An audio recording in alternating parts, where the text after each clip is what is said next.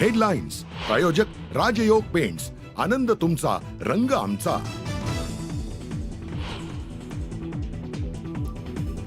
धनंजय मुंडेंवरती 300 कोटींच्या घोटाळ्याचा सुरेश धस यांचा आरोप, तर कृषी विभागातील बदलीत 100 कोटींचा घोटाळा।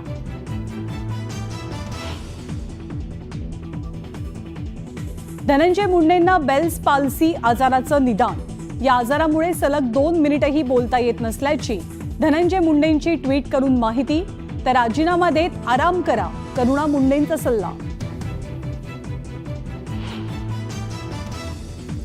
कागदपत्र फेरफार प्रकरणी कृषी मंत्री माणिकराव कोकाटे आणि त्यांचे बंधू सुनील कोकाटेंना 2 वर्षांची शिक्षा, कोकाटेंना न्यायालयाकडून जामीन मंजूर, राजीनामा देणार का याकडे लक्ष। देवेंद्र फडणवीस आणि आपल्यात कोल्ड वॉर नाही, आम्ही टीम म्हणून काम करतोय, शीतयुद्धांच्या चर्चांवरनं उपमुख्यमंत्री एकनाथ शिंदेंचं स्पष्टीकरण।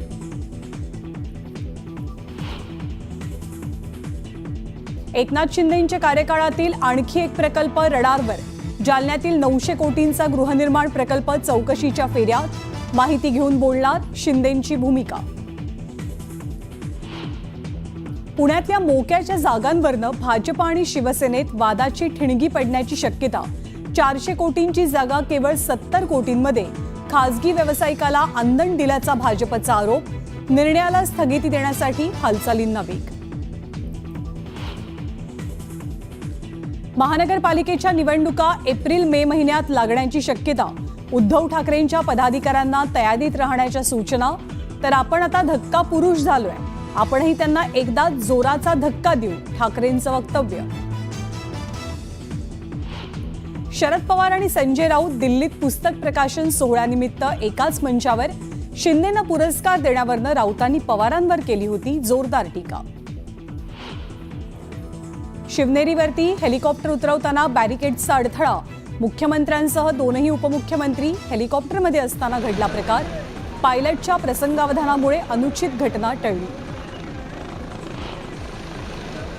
डोंबिवलीमधील अनधिकृत इमारतीतील रहिवाशांनी घेतली खासदार श्रीकांत शिंदेंची भेट, सर्वसामान्य लोकांच्या पाठीशी सरकार उभं असल्याचं खासदारांचं आश्वासन।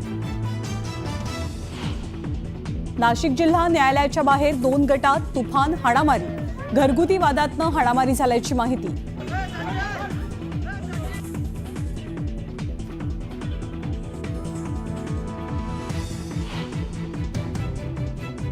कल्याण डोंबिवली दरम्यान धावत्या ट्रेनमध्ये चाकू हल्ला, 19 वर्षीय तरुणाचा 3 प्रवाशांवर चाकूनं वार, धक्का लागल्याच्या कारणातनं चाकू हल्ला केल्याची माहिती।